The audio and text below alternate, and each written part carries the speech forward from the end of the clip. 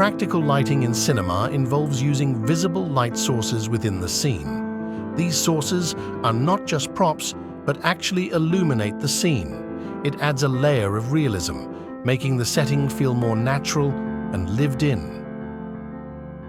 These practical light sources can also serve as a storytelling tool, providing insight into a character's personality or the environment they inhabit.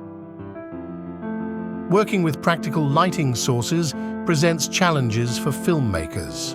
It requires careful planning and often improvisation to make the most of available light sources, especially when shooting on location.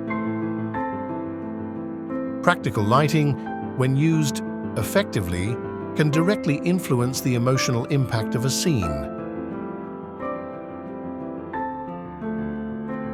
In summary, practical lighting in cinema is a key tool for filmmakers to enhance the narrative, create atmosphere, and add depth to the visual storytelling, while also infusing a sense of realism and authenticity into the film's world.